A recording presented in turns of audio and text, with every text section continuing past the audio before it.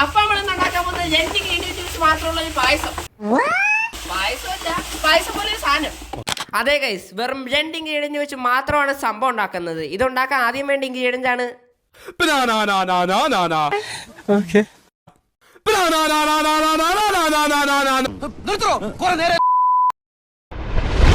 ഞാനിവിടെ ഉണ്ടാക്കാൻ എടുക്കുന്നത് ഏത്തപ്പഴമാണ്. നിങ്ങളും അത് തന്നെ എടുക്കാൻ നോക്കുക. ഇനി നമുക്ക് കട്ട് ചെയ്യാം. കട്ട് ചെയ്യുമ്പോഴേക്കും തീരെ വലുതായിട്ടും കട്ട് ചെയ്യല്, തീരെ ചെറുതായിട്ടും കട്ട് ചെയ്യല്, ഒരു മീഡിയം സൈസിൽ വേണം കട്ട് ചെയ്യാൻ. ദാ ഈ വീഡിയോ കാണിക്കുന്ന പോലെ. എന്നാലേ നമ്മൾ ഉണ്ടാക്കുന്ന സാധനം കഴിക്കാനായിട്ട് ഒരു സുഖം കാണത്തുള്ളൂ. വലിയ പീസായിട്ട് കിടക്കുകയാണെങ്കിൽ ഒരു സുഖം കാണത്തില്ല കഴിക്കാൻ. ഏത് ഇനി നമുക്ക് കട്ട് ചെയ്ത് വെച്ചാൽ പഴത്തിൻ്റെ പീസെല്ലാം പെറുക്കി മാറ്റി മാറ്റി വെക്കാം. ഇനി നമുക്ക് വേണ്ട സാധനമാണ് പാൻ. നമ്മൾ ഇനി എല്ലാം ഉണ്ടാക്കാൻ പോകുന്നത് പാനിനകത്താണ്.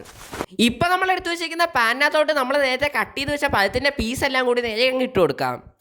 ഇനി നമുക്ക് ഒരു ഇൻഗ്രീഡിയൻറ്റ് കൂടി വേണം. അതാണ് നമ്മൾ ഉണ്ടാക്കിയ സാധനത്തിൻ്റെ ടേസ്റ്റ് കൂട്ടുന്നത്. അതിൻ്റെ പേരാണ് ശർക്കര.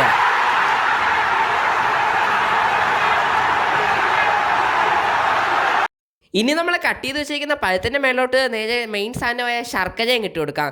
പിന്നെ കുറച്ച് വെള്ളം ഒഴിച്ചു കൊടുക്കാം. വെള്ളം കുറച്ച് ഒഴിച്ചാൽ മതി. ഇനി നെക്സ്റ്റ് പരിപാടി എന്താണെന്ന് വെച്ച് കഴിഞ്ഞാൽ നമ്മൾ നേരത്തെ ഉണ്ടാക്കി വെച്ച പഴത്തിൻ്റെയും ശർക്കരയുടെയൊക്കെ മിക്സ് ഇല്ലേ, ആ നേരെ ലോ ഫ്ലെയിമിൽ വെച്ച് നല്ലോണം തിളപ്പിച്ചെടുക്കാം. തിളപ്പിക്കുമ്പോഴേക്കും കുറച്ച് കഴിഞ്ഞാൽ തിളപ്പിച്ചാൽ മതി. ഈ ഒരു സ്റ്റേജ് ആവുന്നിടം വരെ ജസ്റ്റ് ഒന്ന് കുറുകിയാൽ മതി. അങ്ങനെ 5 മിനിറ്റ് നമ്മൾ പാനിനകത്ത് വെച്ച് തിളപ്പിച്ചെടുക്കുമ്പോഴേക്കും സംഭവം എങ്ങനെയാണെന്ന് ചോദിച്ചാൽ ദാ ഈ ഒരു പരുവത്തിലായിരിക്കും. ഇതാണ് നമ്മൾ ഉദ്ദേശിച്ച 2 ഇൻഗ്രീഡിയൻറ്റ് പായസം. ഇതിനി എന്തോ ചെയ്യേണ്ടതെന്ന് അറിയില്ല. ഒരു പപ്പടം എടുക്കുക, ഒറ്റപ്പിടി.